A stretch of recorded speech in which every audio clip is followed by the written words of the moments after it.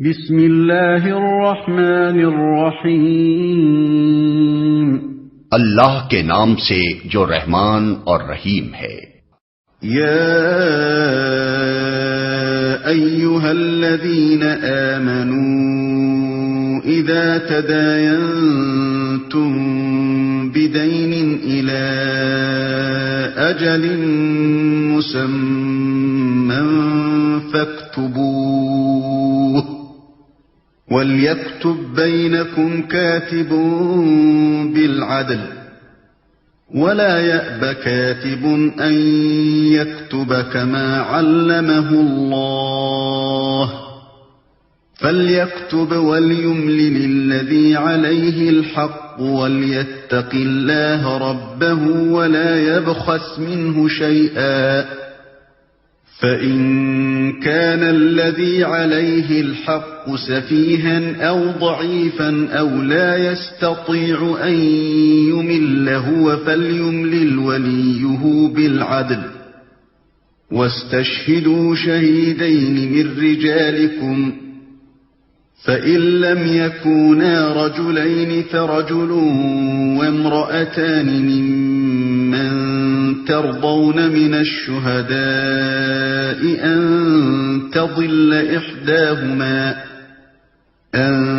تضل إحداهما فتذكر إحداهما الأخرى ولا يأبى الشهداء إذا ما دعوا ولا تسأموا أن تكتبوه صغيرا أو كبيرا إلى أجله ذلكم أقسط عند الله وأقوم للشهادة وأدنى ألا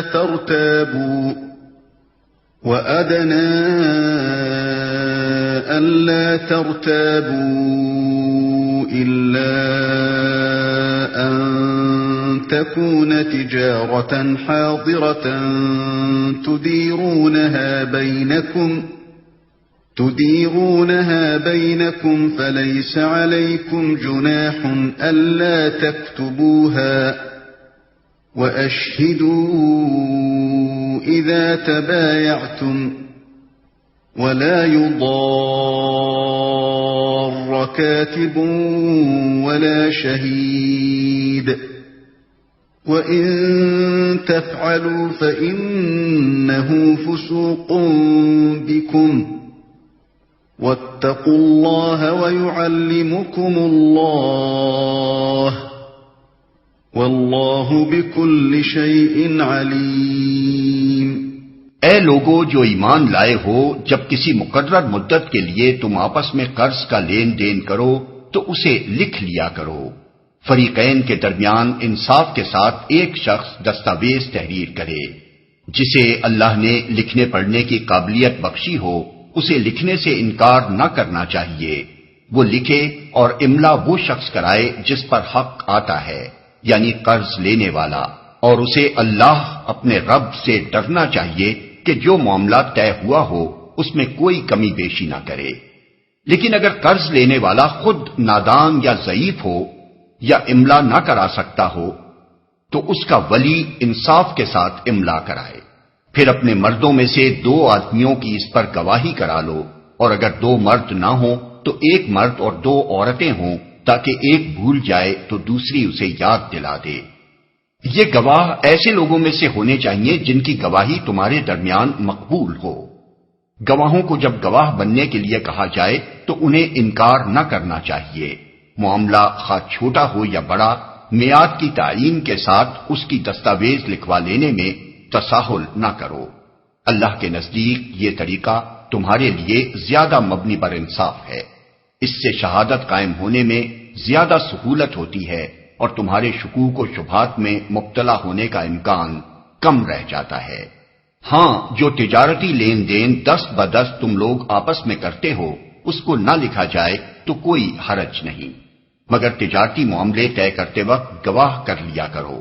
کاتب اور گواہ کو ستایا نہ جائے، ایسا کرو گے تو گناہ کا ارتکاب کرو گے۔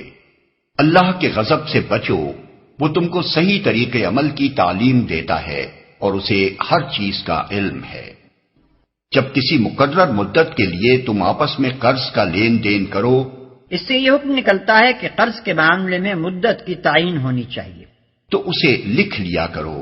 عموماً دوستوں اور عزیزوں کے درمیان قرض کے معاملات میں دستاویز لکھنے اور گواہیاں لینے کو معیوب اور بے اعتمادی کی دلیل خیال کیا جاتا ہے، لیکن اللہ کا ارشاد یہ ہے کہ قرض اور تجارتی قراردادوں کو تحریر میں لانا چاہیے اور اس پر شہادت ثبت کرا لینی چاہیے تاکہ لوگوں کے درمیان معاملات صاف رہیں۔